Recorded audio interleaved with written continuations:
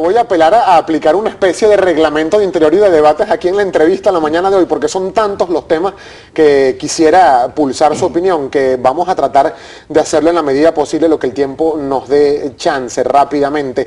Antes de pasar con el escenario político y electoral, me gustaría su opinión como primer vicepresidente del Parlamento Nacional respecto a esta situación que se está presentando con los servicios públicos en el país, diputado. Usted, si se pone a revisar y nos puede revisar la cantidad de tweets que día a día recibimos acá en el programa, personas protestando los cortes de luz, a veces de hasta 14 y 12 y 14 horas en varios puntos del territorio nacional, cortes de agua e insuficiencia en la prestación del servicio, y la respuesta que está dando el Ejecutivo Nacional es que hablan de un sabotaje a la prestación del servicio público en Venezuela, tanto la electricidad como en algunas instalaciones de petróleos de Venezuela. ¿Qué opinión tiene usted al respecto? Bueno, eso es evidente, por lo que es un saboteo permanente que existe, ¿no? También el problema de la luz tiene que ver con la sequía que hemos tenido los venezolanos, bueno, no solamente los venezolanos, sino a nivel mundial. Uno se pone a revisar la prensa nacional e internacional y hay un problema cuando se trabaja con hidroeléctrica, como el caso de Venezuela, que en su mayoría la electricidad llega por hidroeléctrica, tiene ese efecto verdaderamente triste, ¿no? Y otro, bueno, un sector pues de sindicatos de la oposición que no entiende que afecta a todo el pueblo de Venezuela y especialmente a la gente de los que son los poblados, todas esas circunstancias, pero bueno, ellos se empeñan en esa situación, por supuesto no hacen daño porque el responsable de los servicios públicos es el gobierno, pero cuando cortan un cable, como el caso pues el estado Aragua, como en muchos de los casos que se han visto a nivel nacional, bueno, eso no lo va a cortar, no lo vamos a cortar nosotros, por Dios, ese es el sector, ese es la oposición que no entiende que afecta a todos los venezolanos, incluyendo a personas que son simpatizantes a la oposición. Entonces ahí tenemos un problema porque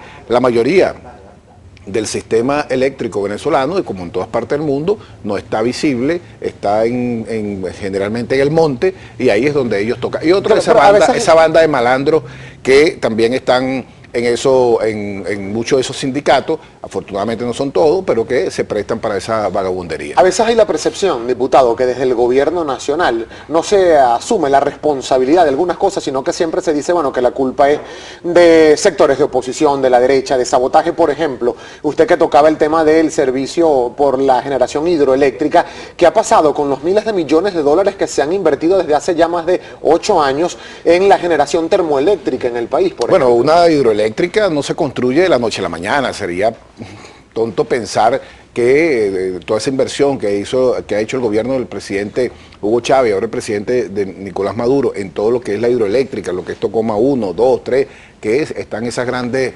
represas ahí y esas grandes hidroeléctricas allá en el estado Bolívar, se va a poner un cable como enchufa un cable, eso sería tonto pensarlo, pues eso lleva mucho tiempo. ¿Cuántos años duró para construir la represa que está por ejemplo, en Nevada? ¿O cuánto tiempo duró para construir la represa que está en Brasil? O el mismo Guri, pues desde antes incluso de Pérez Jiménez estaba proyectada, y eso pasa muchos años, duró creo que casi 25 años para construir esa hidroeléctrica. Sin embargo, se ha hecho una inversión importantísima, que ha sido, es a largo plazo, muchas de ellas, por supuesto, porque es la construir una turbina de esa, pasa años, eso no es que es la noche a la mañana, como comprar un zócate.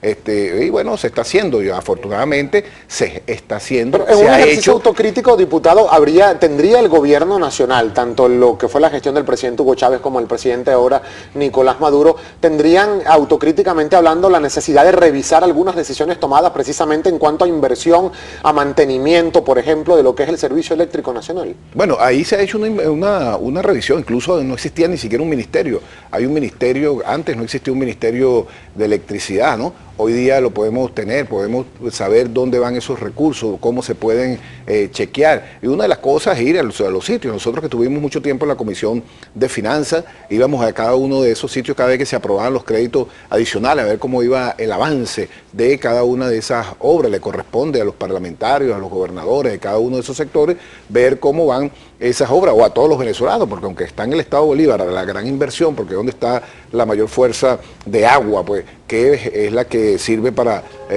mover esas grandes turbinas, nos corresponde a todos los venezolanos. Yo creo que se ha hecho y lamentándolo mucho no es algo de mediano plazo ni siquiera, es a largo plazo. Ya podemos hablar de mediano plazo porque tiene una inversión que tiene más de 10 años que se ha venido haciendo, y yo creo que los venezolanos vamos a disfrutar un servicio eléctrico, Dios mediante, en este mediano plazo que nos queda. Pasando a otro tema, diputado, me gustaría su opinión también respecto de este titular que vamos a ver a continuación, que presenta hoy el semanario Quinto Día en su primera página. El semanario Quinto Día dice que desaparecieron 7.000 empresas. Según un informe de Conindustria, advierten además que la deuda del Estado con los industriales asciende a 10.000 millones de dólares, y además proponen mecanismos para la solución de este tema con el sector privado y el Estado venezolano.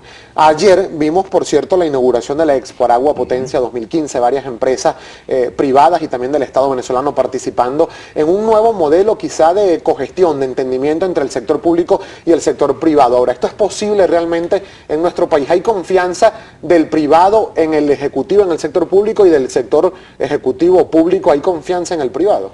Bueno, confianza, siempre hay desconfianza, ¿no? El sector privado siempre es un sector que genera pues cierta, no solamente en este gobierno, sino en todos los gobiernos, genera cierta dificultad porque tiene una visión totalmente distinta a la que tenemos nosotros.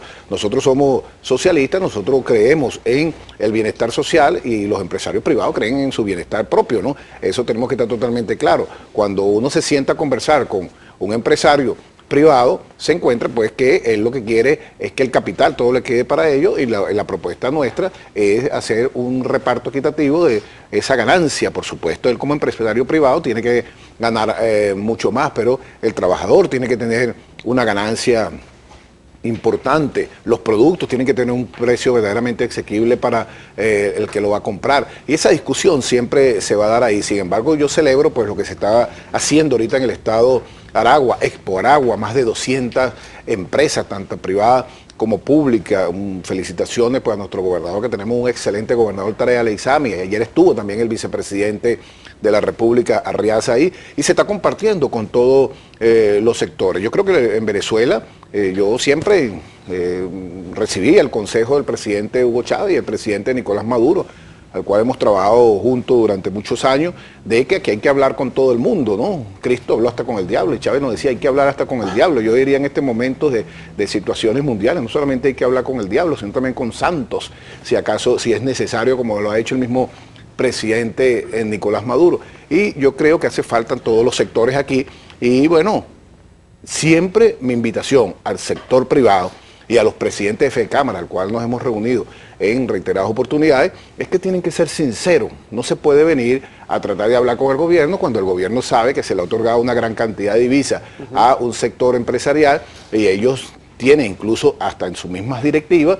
personas que se han aprovechado de las divisas de todos nosotros los venezolanos para traer piedra, y después se van allá a Miami, viven allá como príncipe con el dinero de nosotros, y siguen siendo protegidos por un sector empresarial al cual ellos deben denunciar. Porque, por ejemplo, el caso del Dollar Today, eso es invento del sector de la oposición, un invento como para contrarrestar el gobierno que se le fue de la mano.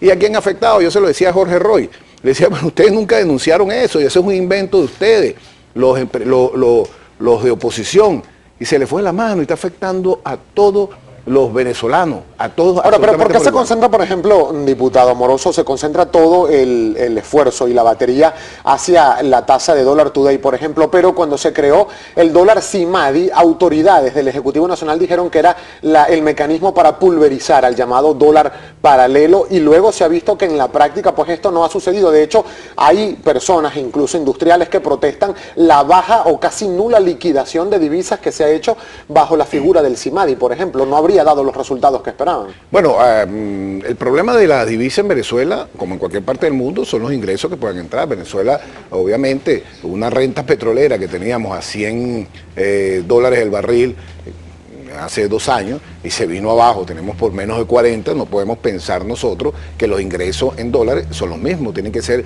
administrados para poder tener los bienes y servicios más necesarios para el país. Es como cuando una persona se le baja el sueldo, queda sin trabajo, lo primero que hace es reducir, bueno, el cine, se iba al teatro. Igualmente ocurre en esta en esta situación. Hay que administrar muy bien las divisas, pero muchos de estos empresarios han sido responsables porque ellos son los creadores de ese dólar paralelo, ese dólar ficticio, ese dólar virtual que le afecta precisamente a ellos más que a cualquier otro. Por supuesto, colateralmente nos ha afectado a nosotros los venezolanos, pero a ellos que inventaron ese dólar, a estos empresarios, a Fedecámara, a todo ese grupo que fueron los que inventaron y apoyaron esa vagabundería de estos señores, que por cierto está el señor Rabel detrás de ese dólar today, bueno, lo inventaron y se les fue de las manos. Esa es una realidad y nos ha afectado absolutamente a todos, y más al sector empresarial, que es el que acude a comprar esas divisas. Tenemos que hacer una breve pausa, diputado, pero al regreso me gustaría su opinión respecto de por qué no se habló más de la unificación cambiaria que proponía